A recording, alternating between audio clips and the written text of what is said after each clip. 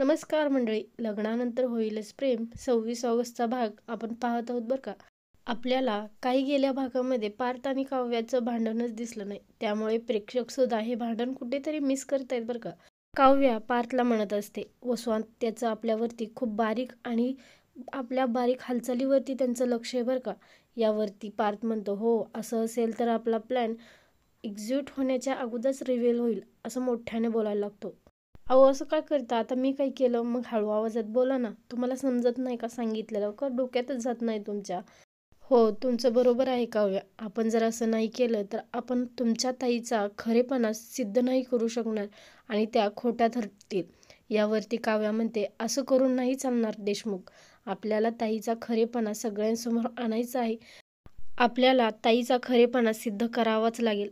आपला प्लॅन ऑनच आहे, फक्त आपल्या प्लॅनचा पॅटर्न जरा वेगळा करावा लागेल. यावरती पार्थ म्हणतो वेगळा म्हणजे नेमका कसा करायचा? काव्या म्हणते डिवाइड आणि एक्झिक्यूट. आपण असा प्लॅन तयार करायचा. आणि यावरती पार्थ काय असं म्हणतो, नेमकं काय आहे हे? तुम्हाला आर्किटेक्ट कोणी बनवलं हो? तुम्ही खरंच काय कामाचे नाहीत. ओ माझ्या आर्किटेक्टवरती प्रश्नचिन्ह उभा करू नका काव्या. बघा मी आता सांगतोय. आणि असं म्हणत दोघांमध्ये खूप गोड आणि छान भांडण सुरू होतं. म्हणजे आपण आपला शोध सुरू ठेवायचा. ताई आणि जीवा ह्या दोघांनी त्यांच्या रूममधून आणि आपण दोघे आपल्या रूममधून असा प्लॅन तयार करायचा, जेणेकरून वसवात त्याला आपल्या प्लॅनबद्दल काहीच कळणार नाही. काव्याने व्यवस्थित प्लॅन केलेला पाहून पार्थ म्हणतो वा काव्या, काय छान प्लॅन बनवलात, एकच नंबर, आणि खुश होतो. पुढील भागामध्ये जीवा नंदिनीला म्हणत असतो आपल्याला हवा तो फोटो मिळाला ना, मग तो फोटो तुझ्या खरेपणाला सिद्ध करून दाखवेल. आणि इथे त्यांना दाखवलं नाही, तिथे फक्त पार्थ आणि काव्याला दाखवलं आहे. ते एका साईडला आहेत. रम्या लगेच आईला जाऊन सांगते आणि म्हणते आपल्या विरोधात एखादा पुरावा मिळाला तर? नाही रम्या, मी असं होऊ देणार नाही. मी माझ्या विरोधात एकही पुरावा त्यांच्या हाती लागू देणार नाही.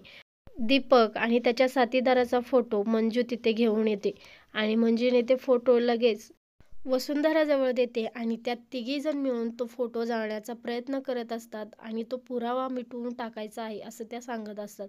तर माचीसची काडी ओढत असते, पण माचीस न जळाल्यामुळे रम्या तो फोटो फाडून टाकते आणि तो फाडून एका डस्टबिनमध्ये फेकून देते. त्यानंतर इथे काव्या, पार्थ, जीवा, नंदिनी ह्या चौघांनी तो फोटो घेतलेला आहे आणि फोटो गोळा केल्यानंतर त्यामध्ये त्या साथीदाराचा चेहरा दिसतो आणि नंदिनी म्हणते हाच तो माणूस आहे जो दीपकला साथ देत होता आणि ज्याने मला लग्नातून किडनॅप केलं होतं.